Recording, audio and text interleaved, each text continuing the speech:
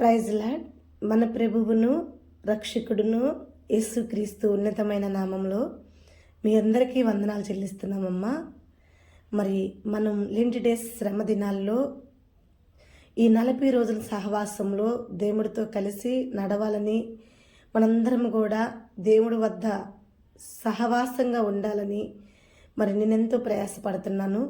అలాగే మీరు కూడా ఈ 40 రోజులు ఈ ఉపవాస ప్రార్థనలో మీరందరూ కూడా తప్పకుండా ఈ వాక్యాలు, దేవుడు పలికిస్తున్న ప్రతి మాటలు మీరు వింటారని, ఆ మాటలు అనేకులకు కూడా వినిపిస్తారని నేను ఆశిస్తున్నాను. ఎందుకంటే నేను చెప్పాను, ఈ 40 రోజులు దేవుడిస్తున్న ఈ 40 వాక్యాలు, ఈ 40 వాక్యాల ద్వారా మనం ఒక ఉన్నతమైన పునాదిని సిద్ధపరచుకుంటున్నాం మన జీవితాలకి. ఈ 40 రోజులు మనం వేసుకుంటున్న ఈ పునాది 366 రోజులు కూడా మనల్ని కాపాడే గొప్ప పునాదిగా మార్చబడాలి. ఎందుకంటే ప్రియమైన బిడ్డలారా, సంవత్సరం అంతా దేవుడు మనల్ని కాచి కాపాడుతుంటాడు. ఈ 40 రోజులతోటన్నా మనం ప్రతి ఆదివారం వెళ్ళటమో ప్రతి శుక్రవారాలు వెళ్ళటమో కాదు, నాన్ స్టాప్గా ఈ 40 రోజులు పక్కా ఆయనతో సహవాసం కలిగి ఉండటానికి ఈ 40 రోజులు మనం వాడుకుందామని నేనైతే మనస్ఫూర్తిగా కోరుకుంటున్నా. మీరు కూడా కోరుకోండి. ఎప్పుడు ప్రార్థిస్తూనే ఉంటాం కదమ్మా, ఎప్పుడు ప్రార్థనలోనే ఉంటాం కదా. ఈ 40 రోజులు ప్రత్యేకం ఏంటమ్మా అంటే, ప్రత్యేకమే ఈ 40 రోజులు. ఎందుకంటే నేను చెప్పాను కదా, మన జీవితాలకి పునాది ఈ 40 రోజులు. పునాది లాంటి వాక్యాలు దేవుడు మనకి ఇస్తాడు. ఈ 40 రోజులు యేసు ప్రభు ఒక శ్రమలను కూడా మనం గుర్తు తెచ్చుకునే రోజులు అనమాట. మన కొరకు యేసయ్య పరలోకము నుండి భూమికి దిగి వచ్చి సిలువ మీద మరణించి ఆయన ప్రాణాలు అర్పించిన దినముల దగ్గరికి వస్తున్నాయి. అలాంటి రోజులు కూడా మనం జ్ఞాపకం చేసుకుంటున్నాం. మనం ఎన్నిక లేని వారం కదా, అయినా వెన్నిక కలిగిన దేవుడు మన కోసం వచ్చాడు. చూడండి, మనం ఎంతో ఆయన వద్ద ప్రార్థించినా, ఎంత ఆయనకు అంటుకట్టుకున్నా ఆయన రుణం మనం తీర్చలేం కదా. ఈ 40 రోజులు ఆయన రుణం తీర్చుకుంటూ ఆయన శ్రమ దినాలు మనం జ్ఞాపకం చేసుకున్నట్టు ఉంటుంది. ఇంకోటి ఏంటంటే మన జీవితాల్లో ఉన్నతమైన పునాది స్థిరపరచుకున్నట్టు కూడా ఉంటుంది ప్రియమైన బిడ్డలారా. కనుక చక్కగా ఈ 40 రోజులు దేవుడితో సహవాసం కలిసి ఉందాం. 40 వాక్యాలు మీ వద్దకు వస్తుంటాయి. ప్రతి దినము ఒక వాక్యం మనకు ఒక పాఠం నేర్పిస్తూనే ఉంటుంది. ఒక్కొక్కరి జీవిత చరిత్ర మనం చదువుకుంటున్నాం. ఒక్కొక్కరి జీవితంలో వారి అనుభవాల్లో, వాళ్ళు ఎదుర్కొన్న సమస్యల్లో దేవుడు ఏ రీతిగా వాళ్ళని సేవ చేశాడు, ఏ రీతిగా దేవుడు వాళ్ళకి సహకారుడుగా ఉన్నాడో, ఇవన్నీ కూడా మనం నేర్చుకుంటున్నప్పుడు మనకి కూడా చాలా ఆనందంగా అనిపిస్తుంది. ఎందుకంటే మనము కూడా అలా నేర్చుకోవాలి అని. కాబట్టి ముఖ్యంగా ఈ 40 రోజుల్లో దేవుడు 40 మందిని మనకు తీసుకొస్తాడు. 40 విధాలైన ప్రార్థనలు, 40 విధాలైన వాక్యాలు ఇవన్నీ మనకు నేర్పిస్తున్నప్పుడు మన జీవితంలో మన ఎదుగుదల కూడా చాలా సంతోషంగా ఉంటుంది. కనుక తప్పకుండా ఈ సహవాసంలో ఏకీవించండి. మళ్ళా నేను చెప్తున్నాను, ఎంతో ప్రయాసపడి మీ వద్దకు వస్తున్న ఈ వాక్యాన్ని తునీకరించవద్దు. మీ పూర్ణ హృదయంతో, మీ పూర్ణ ఆత్మతో ఈ వాక్యాన్ని వినండి. ఈ వాక్య లోతును మీరు తెలుసుకున్నారంటే సముద్రాన్ని పైనుండి చూస్తే ఏం కానరాదు కదమ్మా. అదే లోపలుండి చూసామనుకో, దాని లోతులేంటో మనకు తెలిసిద్ది. ఎంత లోతుందో కూడా మనకు అర్థమైద్ది. అలాగే వాక్యాన్ని ఊరికి పైన రూపాన్ని చూసో, లేకపోతే పైన 2 మాటలు ఎన్నో వాక్యాన్ని తీసేయకూడదు. మనం ఆ వాక్యం ఆరంభం నుండి ముగింపు వరకు మనం వినినప్పుడే దేవుడు మనతో ఏం మాట్లాడాడు, దేవుడు ఏం మాట్లాడుతున్నాడు, ఏ విధంగా మనల్ని బలపరుస్తున్నాడు, ఏ విధంగా మనల్ని సరిచేస్తున్నాడు, ఏ విధంగా మన పునాది స్థిరపరుస్తున్నాడు అనేది మనకు బాగా అర్థమైద్ది. కనుక ఈ వాక్యం మనందరం ఏందాం, అనేకరు వినేలాగా వాళ్ళకు కూడా మనం పంపిద్దాం. ఈ వాక్యాన్ని మనం ఈ వాక్యం పంపిస్తున్నప్పుడు నాకు అనిపించింది, ఎవరి సంగతి ఏమో కానీ నేనైతే చూస్తా, ఎంతమంది చూసారా, ఎంతమంది లైక్ చేశారని చూసుకుంటా, ఎంతమంది సబ్స్క్రైబ్ చేస్తున్నారని కూడా చూస్తా. ఎందుకు చూస్తావు పాస్టర్ అమ్మ, ఇలా చూసుకోవచ్చా అంటే ఏదో ఘనత కోసం మీరు పెడుతున్నారని మీరు అనుకుంటారేమో. నేను మరలా చెప్తున్నా, దేవుడి మందిరంలో ఉండే చెప్తున్నా, నాకు ఏ ఘనత వద్దు, ఏ ముప్పు వద్దు. మనసులిచ్చే ఘనత, మనసులిచ్చే మెప్పు అసలు నేను కోరుకోను. వెన్నిక లేని నన్ను హెచ్చించి తునీకరించిన నన్ను మూలక తలరాయిగా నిలబెట్టిన దేవుడు, ఆయన తలుసుకుంటే ఆయన ఎప్పుడైనా ఘనత ఇవ్వగలుగుతాడు. మనసుల ఘనత నేను కోరుకోవట్లా. అయితే నేను ఎందుకు లైక్ చేసి సబ్స్క్రైబ్ చేసి అనేకరికి ఇది పంపించండి అని అడుగుతున్నాను తెలుసా? ఈ మాటల ద్వారా ఒక్క ఆత్మ రక్షింపబడ్డా దేవుడి వద్ద చక్కని కిరీటాలు ఉంటాయి మాకు. ఎందుకంటే ఒక లోకమంతా సంపాదించుకుని వ్యర్థమే, ఆ సంపాదన మనకి ఆస్తులనివ్వదు, ఘనతనివ్వదు. కానీ ఆయన రాజ్యం కొరకు ఒక ఆత్మను సంపాదించిన మంచి ఘనత ఉంటుంది, మంచి ఆశీర్వాదం ఉంటుంది. ఈ ఒక్క ఆశీర్వాదం కొరకే 99 మంది నశించిపోయిన ఒక్క ఆత్మను రక్షించిన దేవుడికి సంతోషం అంటున్నాడు. అంటే ఈ 99 మంది నశించే వాళ్ళల్లో ఈ మాటలని ఒక్క ఆత్మ రక్షింపబడ్డా చాలా హ్యాపీగా, చాలా సంతోషంగా అనిపించింది కదమ్మా, నా వల్ల ఒక ఆత్మ రక్షింపబడింది అని. నాకన్నా గనులు, నాకన్నా చదువు ఉండోళ్ళు, నాకన్నా జ్ఞానం కలిగిన వారు, నాకన్నా విద్య కలిగిన వారు చాలామంది దేవుడు ఆత్మతో నింపబడిన వారు వాక్యాన్ని బోధించి అనేకులకు పంపిస్తారు. వాళ్ళు సూర్యుడంతా, వాళ్ళు ఆకాశం అంతా. కానీ నేను ఒక చిన్న అడవిలో ఒక చిన్న దీపం లాంటి దాన్ని. ఈ చిన్న దీపంతో ఈ అడవిలో ఒక్కరికైనా వెలిగిస్తే నాకు చాలా సంతోషం అనిపించింది. అరణ్య ప్రయాణం కదా మా అడవి అంటే. ఆ అరణ్య ప్రయాణంలో చేసే వాళ్ళకి కొండంత ఎలుగుండే కన్నా గోరంతా దీపమున్న చాలు కదమ్మా. అలాగే ఈ గోరంత దీపమైన ఈ వాక్యం అనేకరికి పంచాలన్నదే నా ఆశ.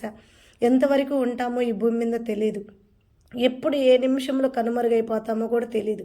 ఎందుకంటే నీటి మీద బుడక లాంటిది మన జీవితం. ఈ బుడక ఏ నిమిషంలో ఆరిపోయిద్దో, ఈ బుడక ఏ నిమిషంలో మాయమైద్దో తెలియదు. అలాంటి జీవితంలో మనం ఉన్నప్పుడు ఆయన కొరకు, ఆయన రాజ్యం కొరకు వెన్నిక లేని మనల్ని దేవుడు నిలబెట్టినందుకైనా ఆయన పనిలో నమ్మకమైన వారిగా ఉండి ఆయన ప్రజలలో కొందరినైనా మన వంతుకి, నా వంతుకి నేను కొందరినైనా రక్షిస్తే అదొక సంతోషం. కేవలం దాని కొరకే మిమ్మల్ని అనేకరికి ఈ వాక్యాన్ని పంపమంటాను. కేవలం దాని కొరకే ఇది సబ్స్క్రైబ్ చేసుకోండి అని చెప్తాను. కానీ నేనేమో పెద్ద పాస్టర్ని, నేనేమో పెద్ద చదువుకున్న వారిని, మేమేదో చాలా బాగా చెప్పగలుగుతామని మాత్రమైతే కాదు. మమ్మల్ని మేము హెచ్చించుకునేదైతే అస్సలు లేదు. ఎప్పుడు మేము తగ్గించుకునేవారిగానే ఉంటాను, కానీ హెచ్చించుకునేదాన్ని మాత్రం ఎప్పటికీ కాకూడదు. సరే, ప్రైజ్లాడు. వాక్యంలోకి మనందరం కూడా వెళ్దాము. వాక్యము అనేది మన పాదములకి దీపం లాంటిది, మన తోవలకి వెలుగు లాంటిది. అలాంటి వాక్యంలోకి మనం వెళ్తున్నాం. మరి మొదటి రోజు మనం చూసుకున్నట్టుకుంటే యేసయ్య సాతాన్ని జయించిన వాక్యాన్ని మనం చూసుకున్నాం. జీవితంలో మన ఒక పనుల్లో, ఏ పనుల్లో అయినా సరే, ఏ విషయంలో అయినా సరే, మనం ఆరంభంలో ఉన్నప్పుడు మొదటిగా ప్రార్థన చేసుకుని సాతాన్ని ఓడించుకునే ప్రార్థన చేసుకోవాలి. రెండోదిగా మనం చూసుకున్నట్టుకుంటే నవాహు అనేక జనుల మధ్య ఉన్న తన ఒక యథార్థాన్ని పోగొట్టుకోకుండా నీతిమంతుడిగా ఉండి దేవుడి వద్ద తనని, తన కుటుంబాన్ని రక్షించుకున్నాడు. మూడోదిగా మనం చూసుకున్నట్టుకుంటే దేవుడు, జీవం కలిగిన దేవుడు చిత్తాన్ని తెలుసుకుని మోషే రేపేం జరిగిద్దో మనకు తెలియని దినాల్లో మనం ఉన్నా కానీ మోషే ముందుగానే జరగబోయేది దేవుడి చిత్తానుసారంగా ఎలా జీవించాలని తెలుసుకున్నాడు. మోషే కూడా దేవుడి వద్ద దీవించబడ్డాడు. ఇలా మనం కూడా అనేక విధాలుగా 3 మెట్లు మనం పూర్తయినాయి. ఇది 4వ మెట్లోకి మనం వస్తున్నాం. ఈ 4వ మెట్లో మనము అన్ని మెట్లు ఎక్కాలి. 40 రోజులు 40 మెట్లు మనం ఎక్కాలి. 40 మెట్లు మనం ఎక్కినప్పుడు మన గమ్యాన్ని మనం పూర్తి చేసినట్టు అయింది అనమాట. కాబట్టి దేవుడికి ప్రార్థన చేద్దాం. ఈ 40 రోజులు నాకు ఎలాంటి ఇబ్బందులు లేకుండా నేను ఈ మెసేజ్ మీ వద్దకు పంపాలి, మీకు ఎలాంటి ఇబ్బంది లేకుండా ఈ మెసేజ్ మీరు వినాలి. విన్నప్పుడు మీకు ఆశీర్వాదం, చెప్పినప్పుడు నాకు ఆశీర్వాదం. నా కొరకు మీరు ప్రార్థించండి, మీ కొరకు నేను ప్రార్థిస్తా. మీరు వినాలని, అనేకరికి వినిపించాలని మీ కొరకు నేను ప్రార్థన చేస్తా. నేను తప్పకుండా ఈ వాక్యం చేయాలని 40 రోజులు 40 వాక్యాలు, దేవుడిస్తున్న 40 మాటలు మీ ముందుకు తీసుకురావాలని మీరు నా కొరకు ప్రార్థన చేయండి. ఓకే, ఈరోజు వాక్యంలోకి మనం వెళ్దాం. న్యాయాధిపతుల గ్రంథం 20వ అధ్యాయము 26వ వచనంలో ఇక్కడ ఒక ఉపవాస ప్రార్థన మనం చూస్తాం. కొందరు ఉపవాసం ఉండి ప్రార్థన చేస్తున్నట్టు, దేవుడి సన్నిధిలో కన్నీరు కార్చినట్టు మనం చూస్తాం. ఆ కొందరు ఎవరో కదమ్మా, 11 గోత్రాలకు సంబంధించిన వారు. ఒక్క గోత్రం మాత్రం కాదు, బినామీ గోత్రం కాదు.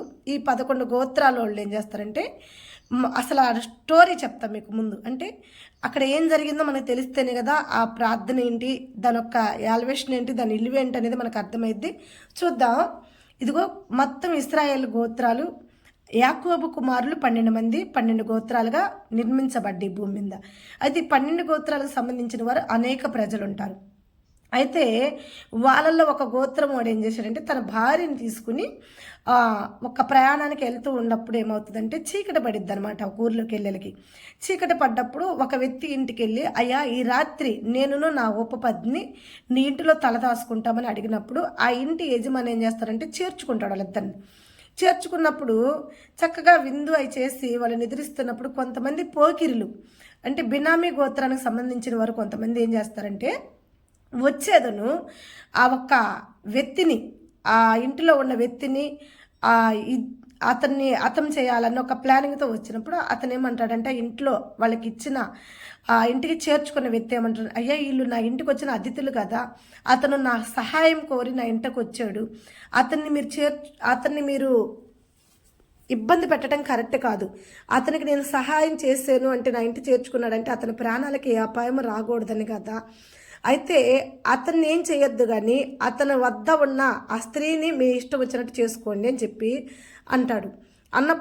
అప్పుడు ఈ పోకిరి వాళ్ళు ఏం చేస్తారంటే కొంతమంది పురుషులు ఆ స్త్రీని చాలా ఘోరాతి ఘోరంగా చాలా ఇబ్బందికరంగా ఆమెను చేస్తారు. చేస్తున్నప్పుడు ఆ స్త్రీ అయితే సావు బతుకుల మధ్య ఉంటుంది. సావు బతుకుల మధ్య ఉండి కొట్టుమిట్లాడుతూ వాకిట్లో పడిపోయి ఉంటుంది. తెల్లారి ఉదయాన ఈ ఒక్క వ్యక్తి ఈ ఇంట్లో అతిథి తీసుకున్న వ్యక్తి ఏం చేస్తారంటే మార్నింగ్ నిద్రలేసినప్పుడు వాకిట్లోకి వచ్చి చూసేలకి అతను ఒక ఉపపత్ని కొన్న ఊపిరితో కొట్టుమిట్లాడుతూ ఉంటుంది. అప్పుడు అది చూసిన వ్యక్తి అల్లాడిపోతాడు. అలాగే కొట్టుమిట్లుగా ఉన్న ఆ స్త్రీని చూసి ఏంటి ఈ పరిస్థితి, ఎవరు చేశారు ఈ పరిస్థితి అన్నప్పుడు అతనికి అర్థమైంది ఒక గోత్రం వాళ్ళు వచ్చి ఈ పని చేశారు అని. అప్పుడు అతనికి చాలా కోపం వచ్చేసి ఎవరా గోత్రం వాళ్ళు, ఈ 12 గోత్రాల్లో ఎవరో ఒకళ్ళు చేసి ఉంటారు. అయితే అతనికి తెలిసింది ఏంటంటే ఎవరో ఒకళ్ళు ఒక గోత్రానికి సంబంధించిన వాళ్ళైతే చేశారని తెలుసు కానీ పలానోళ్ళు అని మాత్రం అతనికి తెలియదు. అప్పుడు అతను ఏం చేశాడంటే ఆ స్త్రీని, ఆ ఒక సావు బతుకుల్లో పడిపోయిన స్త్రీని ఏం చేస్తాడంటే 12 ముక్కలుగా నరికేస్తాడు. ఆయన 12 ముక్కలు చేస్తాడు. ఎందుకంటే 12 గోత్రాలు కదా, ఈ 12 ముక్కలను నరికేసి ఈ 12 ముక్కలని గోత్రానికి ఒక ముక్క చప్పున పంపిస్తాడు. 12 గోత్రాలకు 12 ముక్కలు పంపిస్తాడు. పంపించేటప్పుడు ఏం చెప్తాడంటే ఏమన్నా ఉపపత్ని ఏమని మేము ఒక ఇంట్లో చేర్చుకుని ఆ రాత్రి గడుపుకుందామని మేము ఉన్నందుకు ఇదిగో ఒక గోత్రంకు సంబంధించిన వారు ఏమని భయంకరంగా చేర్చి ఏమైనా భయంకరంగా చేసి ఏమో మరణానికి కారణమయ్యారు. దయచేసి నా ఉపపత్ని నిమిత్తం నాకు న్యాయం తీర్చండి అని చెప్పి 12 గోత్రాలకు 12 ముక్కలు పంపిస్తాడు. పంపించినప్పుడు ఏమవుతుందంటే ఈ 12 గోత్రాల వాళ్ళు చూసుకున్నప్పుడు ఈ బినామీ గోత్రం వాళ్ళకి అర్థమైపోయింది ఆ గోత్రం వాళ్ళేనని చెప్పి. అయితే వాళ్ళు పట్టుకు రావాలి కదా, తప్పు చేసిన వాళ్ళని పట్టుకొచ్చి దండించిన వాళ్ళు దండించకుండా వాళ్ళని దాచిపెట్టేస్తారు. ఈ మిగతా 11 గోత్రాల వాళ్ళు ఏం చేస్తారంటే ఇది చాలా అన్యాయం, ఇట్లా జరగకూడదు, ఇట్లా జరిగిందంటే మనకి అవమానం, మన గోత్రాలకు అవమానం కనుక ఈ గోత్రానికి సంబంధించిన వారిని పట్టుకొచ్చి వాళ్ళని శిక్షించాలని చెప్పి ఈ ఒక్క గోత్రం వాళ్ళకి ఏం చెప్తారంటే ఈ 11 గోత్రాల వాళ్ళు వచ్చి ఒక దగ్గర కూడి మీరు దయచేసి మీకును మాకును ఏమి విరోధం లేదు కానీ అయితే ఈ తప్పు చేసి ఈ బలాత్కారం చేసిన వాళ్ళ వరకు తీసుకొచ్చి అప్పచెప్పండి. ఆ వ్యక్తికి ఉపపద్మిని భయంకరంగా వాళ్ళు చేశారు కాబట్టి ఆ వ్యక్తి వాళ్ళకి ఏ శిక్ష వేస్తాడో ఆ శిక్ష వేసి వాళ్ళని శిక్షిద్దాము అని చెప్పి కబురు పంపిస్తారు. అలా రాని ఎడల మీరు సమాధానానికి వచ్చి తప్పు చేసిన వాళ్ళని తీసుకొచ్చి పట్టించని ఎడల మీకును మాకును యుద్ధం జరిగిద్ది, ఖచ్చితంగా ఆ యుద్ధంలో మిమ్మల్ని ఓడించి ఆ వ్యక్తులను తీసుకొచ్చి మేము శిక్షిస్తాము అని చెప్తారు ఈ 11 గోత్రాలు. అలా అనుకున్నప్పుడు ఏమవుతారంటే వాళ్ళు ఏం చేస్తారంటే యుద్ధానికైనా మేము వస్తాం కానీ ఆ ఒక యవనస్తులను మాత్రం తీసుకొచ్చి మీ చేతికి పట్టించము అంటారు. పట్టించము అన్నప్పుడు యుద్ధానికి సిద్ధపడతారు. చూడండి 11 గోత్రాలు వీళ్ళు, ఒక్క గోత్రం వాళ్ళు. అయితే వీళ్ళ ధైర్యం ఏంటి, దేవుడితో పని లేదు, ఇంకా దేవుడు వచ్చి హెల్ప్ చేయాల్సిన అవసరం లేదు. ఎందుకంటే మనం మంది విస్తారంగా ఉన్నాం కదా, 11 గోత్రాలలో మనం ఉన్నాం, ఒక్క గోత్రం వాళ్ళు ఉన్నారు. అలాంటప్పుడు ఇంకా దేవుడు హెల్ప్ మనకు అవసరం లేదు, మనమే బలం ఎక్కువ, ఖచ్చితంగా వాళ్ళని ఓడిస్తాం. ఇదే తప్పమ్మా, ఎప్పుడైనా సరే మన డబ్బును బట్టి మన బలాన్ని బట్టి మనం ఎప్పుడు కూడా అతిశయించొద్దని దేవుడు చెప్తున్నాడు. కానీ వీళ్ళు అతిశయించి మనం 11 గోత్రాలలో ఉన్నాం, వాళ్ళు ఒక్క గోత్రం వాళ్ళని చెప్పి యుద్ధానికి వెళ్ళారమ్మా. దేవుడిని వెనకేసేసి దేవుడి వద్ద ప్రార్థించుకోకుండా, దేవుడి చిత్తాన్ని బయలుపరచుకోకుండా, దేవుడు ఆజ్ఞ తీసుకోకుండా, దేవుడి మీద ఆనుకోకుండా వాళ్ళ మీద వాళ్ళే ఆనుకుని వాళ్ళ మీద వాళ్ళకే మనం బలం ఎక్కువ ఉన్నామని చెప్పి ఒక నమ్మకంతో గెలుస్తామని ఒక ఆశతో ఏం చేస్తారంటే యుద్ధానికి వెళ్తారు. యుద్ధానికి వెళ్తే ఈ 11 గోత్రాలని ఆ ఒక్క గోత్రం వల్లే ఓడిస్తారమ్మా. ఆ ఒక్క గోత్రం వల్లే ఓడిస్తారు. ఓడించి ఈ 11 గోత్రాలకి ఓటమే వచ్చింది కానీ గెలుపు లేదు. గెలుపు లేకపోయేళ్ళకి ఇంకా వీళ్ళకి చాలా బాధ అనిపించింది. ఎందుకంటే కొద్ది మంది ఆడ ఒక్క గోత్రం వాళ్ళు, ఇక్కడ చూస్తే 11 గోత్రాలు, కానీ ఒక్క గోత్రం వాళ్ళు 11 గోత్రాల వాళ్ళని ఓడించటం ఏంటి? ఇది చాలా అవమానం కదా. అయితే వాళ్ళకి అప్పుడు బుద్ధి వచ్చింది అనమాట. ఏమనంటే ఒక్క గోత్రం వాళ్ళు గెలిచి మనం 11 గోత్రాల వాళ్ళు ఓడిపోయామంటే మన పక్షాన దేవుడు లేడు. దేవుడిని వెనకేసి మనం వెళ్ళాం కదా. మనము మన బలం మీద, మన బలగం మీద సపోర్ట్ చేసుకుని దేవుణ్ణి తీసి పక్కన పెట్టి మనం వెళ్ళాం కాబట్టి దేవుడు మనకి సిగ్గుపడే రీతిగా ఓటాన్ని ఇచ్చాడు. అయితే ఇప్పుడైనా సరే దేవుడు వద్ద పోయి పశ్చాత్తాపడదాం, దేవుడు మనకి న్యాయం తీరుస్తాడని చెప్పి అప్పుడు ఆ 11 గోత్రాల వాళ్ళు వచ్చి ఏం చేస్తారంటే ఉదయం మొదలుకుని సాయంత్రం వరకు కూడా దేవుడి సన్నిధిలో ఉపవాసం ఉండి ప్రార్థన చేసినప్పుడు దేవుడు అప్పుడు వీళ్ళ పక్షాన దేవాతి దేవుడు కృప చూపిస్తాడు. ఆ కృపను బట్టి అప్పుడు వీళ్ళు యుద్ధానికి పోయినప్పుడు గెలుస్తారమ్మ. ఈ మాటల్లో మనం నేర్చుకోవాల్సింది ఏంటి అని మీరు నన్ను అడిగితే నేను చెప్తానండి, ఎప్పుడైనా సరే మన పక్షాన ఉన్నది చూసుకుని మనం ఎప్పుడు కూడా గర్వించకూడదు. డబ్బుంది, బలం ఉంది, బలగం ఉంది, నాకేంటి అని నువ్వు అనుకోవద్దు. ఆ గర్వం మనకి నాశనాన్ని తీసుకొచ్చింది. ఎంత నాశనం అంటే, ఉదాహరణకి మీకు ఒక చిన్న వర్తమానం నేను చెప్తా వచ్చానండి, మీరు చక్కగా వినాలి. ఈ వర్తమానం ఏంటంటే, ఒక సాకలివాడు ఒక కుమ్మరివాడు ఉన్నారంట ఒక పట్టణంలో. చూడండి, గర్వం ఎప్పుడైనా గర్వమే. అయితే కుమ్మరివాడు సాకలవాడిని ఎప్పుడు చూసి కూడా తునీకరిస్తూనే ఉంటాడంట, ఎప్పుడు ఎక్కిరిస్తూనే ఉంటాడంట, ఎప్పుడు అవమానపరుస్తూనే ఉంటాడంట. కానీ ఎప్పటికప్పుడు సాకలవాడిని కుంగదీయాలని ఒక ప్లానింగ్తో కుమ్మరివాడు ఉంటాడు. అయితే సాకలవాడు ఎప్పటికప్పుడు హెచ్చించబడుతూనే ఉంటాడు. దేవుడికి మహిమ. అదే కదా దేవుడు చెప్తుంది, మీలో ఒకడు తగ్గించుకున్న ఎడల వాడు హెచ్చించబడతాడు, మీలో ఒకడు హెచ్చించుకునే ఎడల వాడు తగ్గించబడతాడు. వాక్యం వింటున్నాం కదా మనము, వాక్యానుసారంగా మనం తగ్గింపే ఉండాలి. హెచ్చింపు అనేది ఎప్పుడు ఉండకూడదు. మనలో మనం ముఖ్యంగా హెచ్చించుకోకూడదు. అతను హెచ్చించుకుని సాకల్ని చాలాసార్లు అతను తక్కువ చేయాలని చెప్పి చూస్తూ ఉంటే అతను తగ్గించాలనుకున్న ప్రతిసారి సాకలి హెచ్చించబడుతూనే ఉన్నాడు, ఘనత పొందుకుంటూనే ఉన్నాడు. అయితే కుమ్మరి తట్టుకోలేకపోయాడంట. తట్టుకోలేక కుమ్మరి ఏం చేశాడంటే కంప్లైంట్ ఇచ్చాడు. ఎవరికి? రాజుకి. ఏమని కంప్లైంట్ ఇచ్చాడంటే, రాజా ఈ ఊరు సాకులోడి మీద ఊరు మొత్తం సాక్ష్యం ఇస్తుంది. అతనంట ఎంత మురికి వస్తువులను కూడా చాలా తేటగా ఉతకగలుగుతాడంట, ఎలాంటి వస్తువులను కూడా చాలా తెల్లగా చేయగలుగుతాడంట. అయితే రాజా, నేను ఒక మనవి మీ వద్ద చేసుకుంటాను అని అడిగాడంట. అప్పుడు రాజా అంట, మంచిదే కదా, అతను మంచి పనులే చేస్తున్నాడు కదా, అందరి బట్టలు మంచిగా ఉతుకుతున్నాడు కాబట్టి మంచి పేరు వచ్చింది కదా, దానిలో తప్పేముంది అని చెప్పి రాజు అడిగాడంట. లేదు రాజా, అతను మంచోడే, చాలా మంచోడు. అయితే నేను ఇంకొక మనవి మీ వద్ద చేసుకుందామని వచ్చాను రాజా అన్నాడంట. ఏంటి నాన్న, ఏంటి ఆ మనవి అని చెప్పి అడిగాడంట. అడిగినప్పుడు రాజా, ఏదైనా తెల్లగా చేయగలుగుతున్నాడు కదా, అయితే మన ఊర్లోనే మీ ఇంట్లోనే ఒక 5 ఏనుగులు ఉన్నాయి కదా, 5 ఏనుగులు కూడా చాలా నల్లగా ఉన్నాయి కదా, అతను చెయ్యి తగిలినప్పుడు ఎలాంటి నల్లటి వస్తువు కూడా తెల్లగా ఉతకగలుగుతున్నాడు కదా, ఈ నల్లటి ఏనుగుల్ని తెల్లగా కడగమనొచ్చు కదా ఒకరోజు అతని చేతులతో తెల్లగా కడిగితే ఆ నల్లటి ఏనుగులు చాలా తెల్లగా అవుతాయి కదా అని చెప్పి, ఈ ఒక్క ఆలోచన చూడండి, ఇది ఎంత అన్యాయం అంటే, ఏనుగులు ఎక్కడన్నా తెల్లగా అవుతాయమ్మా? ఏనుగులు ఎవరన్నా కడగలుగుతారా తెల్లగా? అది అతనికి కూడా తెలుసు. కానీ కావాలని, ఒక్కోసారి మన శత్రువులు ఎలా ఉంటారంటే, వాళ్ళు చేసేది వాళ్ళకి అన్నీ తెలుసమ్మా, అది తప్పని తెలుసు, అట్లా చేయకూడదని తెలుసు, అది కరెక్ట్ కాదని తెలుసు, కానీ వాళ్ళ నాశనము వాళ్ళకి ముందుగా ఏం తీసుకొచ్చిద్ది అంటే గర్వాన్ని తీసుకొచ్చి పెట్టిద్ది. ఆ గర్వంతో వాళ్ళ కళ్ళు ఏడుంటాయి అంటే, మొఖానుండు ఇదిగో నడినెత్తులుంటాయి వాళ్ళ కళ్ళు వచ్చి, ఆ నడినెత్తులున్న కళ్ళు ఏం చేస్తాయంటే నల్లకుండా ఉంటాయి అనమాట. నిజాన్ని ఒప్పుకోలేవు, నిజాన్ని అంగీకరించలేవు, ఏమైనా సరే వాళ్ళు అనుకున్నది చేయాలన్నట్టుంటారు. అలాంటి నాశనమైన గుంపు ఉంటారు చాలామంది. ఆ నాశనమైన గుంపులో ఈ కుమ్మరివాడు ఒకడు.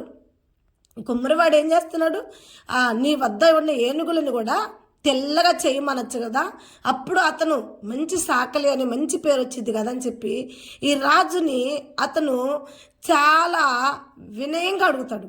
అప్పుడు రాజుకు అర్థమైన విషయం ఏంటంటే ఈ కుమ్మరి ఆ సాకలి మీద చాలా వ్యసన పడుతున్నాడు.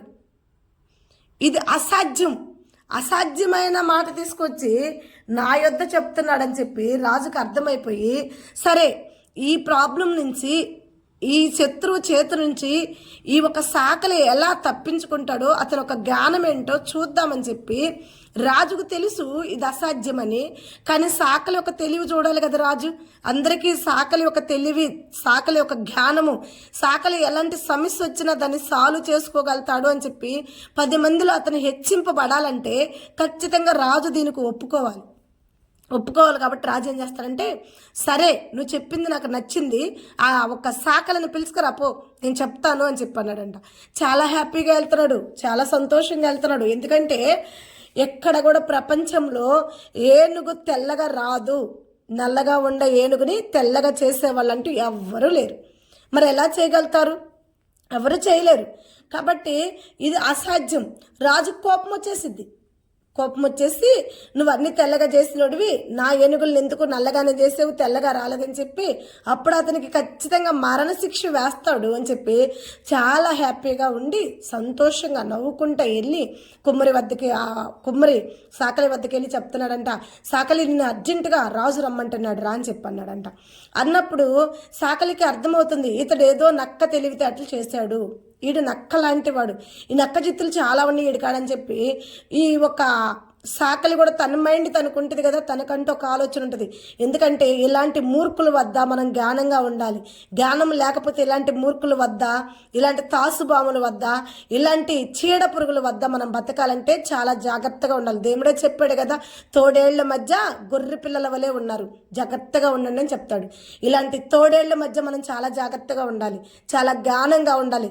ఇలాంటి తోడేళ్లను దేవుడు మన వద్దకు పంపించినప్పుడు కూడా దేవుడు కూడా చూస్తుంటాడు మనల్ని, మన తెలివిని, మన జ్ఞానాన్ని మనం ఆ తోడేళ్ల కాడి నుంచి ఎలా తప్పించుకోగలుగుతున్నామని చెప్పి దేవుడు కూడా ఆ తోడేళ్లకు ఒక అవకాశం ఇస్తాడు. ఇప్పుడు రాజు ఇచ్చాడు కదా ఈ ఒక కుమ్మరికి ఒక అవకాశం, ఇతను ఎలా తప్పించుకుంటాడో చూడాలి, తప్పించుకోని పక్షానికి నేను చూద్దామనుకున్నాడు. కానీ రాజు దాకా పోలా, రాజు తప్పించాల్సిన అవసరం లేదు, ఈ సాకలే తప్పించుకోగలుగుతాడు. ఎలా తప్పించుకున్నాడో చూద్దామా మనము. చూసినట్టుకుంటే ఇప్పుడు ఈ వ్యక్తి వచ్చాడు, రాజు ఎదుట నిలబడ్డాడు. రాజు అంటున్నాడు, నా 5 ఏనుగులని తెల్లగా చేయాలి, నల్లగా ఉన్నాయి అన్నాడు. అన్నప్పుడు రాజా, తప్పకుండా నువ్వు చెప్పినట్టే నేను చేస్తా, అయితే ఈ 5 ఏనుగులు పట్టే అంత కుండ నాకు కావాలన్నాడంట. దేవుడికి మహిమ కలుగును గాక. అమ్మ, ఒక్క ఏనుగు పట్టే కుండ తయారు చేయటమే చాలా కష్టమైన విషయం, అవునా కదా. ఇక 5 ఏనుగులు పట్టే కొండ, అది కూడా కేవలం మట్టి కొండే కావాలి. అది కూడా ఏనుగులు ఎక్కినప్పుడు ఆ కొండలోకి ఏనుగులు దిగినప్పుడు కొండ పగిలిపోకూడదు అన్నాడంట. ఇది అసాధ్యమైన విషయం అయితే ఇక ఎమ్మటనే రాజు ఆ కుమ్మరిని పిలిపించి కుమ్మరితో చెప్తున్న మాట ఏంటంటే, కుమ్మరి నువ్వు చెప్పినట్టే ఈ సాకలి నా ఏనుగులను తెల్లగా చేస్తానని చెప్తున్నాడు. అయితే ఈ సాకలికి ఒక ఆయుధం కావాలి, ఒక వస్తువు కావాలంట. ఆ వస్తువు ఏంటంటే, నువ్వు కొండలను తయారు చేస్తావు కదా, కొండలను ప్రిపేర్ చేస్తావు కదా, అలాగే ఈ 5 ఏనుగులు పట్టే ఒక కుండ కావాలంట. అది పగలకుండా ఉండాలంట. అలాంటి కుండ నువ్వు తయారు చేస్తే నిమిషాల మీద నా ఏనుగులు తెల్లగా చేస్తాడంట అని చెప్పాడు. చెప్పేలకి అప్పుడు ఆ కుమ్మరి అంటున్నాడు, అయ్యా 5 ఏనుగులు పట్టే కుండను తయారు చేయటం అనేది చాలా కష్టమయ్యా, ఈ ప్రపంచంలోనే ఎవరు చేయలేరు, అలాగా నేను ఒక్కడనే కదయ్యా, ఇది అసాధ్యమైనదయ్యా, ఈ అసాధ్యమైంది చెప్పటం చాలా తప్పయ్యా, చాలా పాపమయ్యా అని చెప్పి రూల్స్ మాట్లాడటం మొదలుపెట్టాడంట. రూల్స్ మాట్లాడటం మొదలుపెట్టేలకి ఎమ్మటనే ఈ ఒక సాకలు అంటున్నాడు, మరి 5 ఏనుగులు పట్టే కుండను చేయటం నీకు అసాధ్యము, ఇలాంటిదంటూ ఎవరు చేయరని నువ్వు అన్నావు కదా, ఇది నీకు అసాధ్యమైనప్పుడు ఏనుగులను దేవుడు సృష్టించిన రూపాన్ని మార్చుటకు సాధ్యం ఎలా అవుతుంది?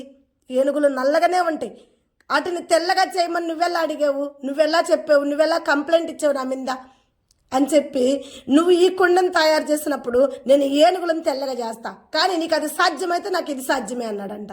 అప్పుడు ఆ కుమ్మరికి సిగ్గొచ్చి అందరూ ఎదుట ఏం చేశాడంటే, ఈ ఒక సాకలి కాళ్ళ మీద పడిపోయి, నన్ను క్షమించయ్యా, నేను నాశనానికి ఈ గర్వం నాలో పేరేపిన, నన్ను తప్పయింది, నన్ను క్షమించు అని చెప్పి అడిగినప్పుడు రాజు అప్పుడు ఏ వ్యక్తి అయితే ఎవరి ముందైతే రాజు ముందు ఇతన్ని చంపేయాలనుకున్నాడు, రాజు ముందు ఇతన్ని అవమానపరచాలనుకున్నాడు, కానీ రాజు ఎదుట ఆ వ్యక్తే ఈ వ్యక్తి పాదాల మీద పడి నాది తప్పయింది, నన్ను క్షమించు అన్నాడు. చూడండి ప్రియమైన బిడ్డలారా, ఎంత తెలివిగా చెప్పాడంటే అసలు మైండ్ బ్లాక్ అయిపోవాలి ఈ మాట వింటే. ఎందుకంటే 5 ఏనుగులు బట్టి కుండ తయారు చేయమన్నాడంటే అది మామూలు విషయమే కాదు, అది అసాధ్యం.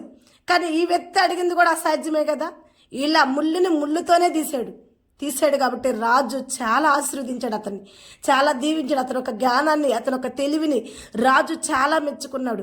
సాతాను చేతిలో నుంచి తప్పించుకోవడానికి మనం కూడా తెలివిగా జ్ఞానంగా ఉండాలి. మన శత్రువులు చాలా మంది వస్తారు, మన వెదుగుదలను చూసి, మన ఘనతను చూసి, మన మంచితనాన్ని చూసి అసహ్యంతో తట్టుకోలేక నిమిషానికి 100 సార్లు వాళ్ళ గురించి వాళ్ళు ఆలోచించుకోవటం మర్చిపోతారు. వాళ్ళ గురించి వాళ్ళు ఆలోచించుకునేంత టైం వాళ్ళకు ఉండదు. ఎందుకంటే నాన్ స్టాప్గా వాళ్ళ మైండ్లో మనమే ఉంటాం కాబట్టి.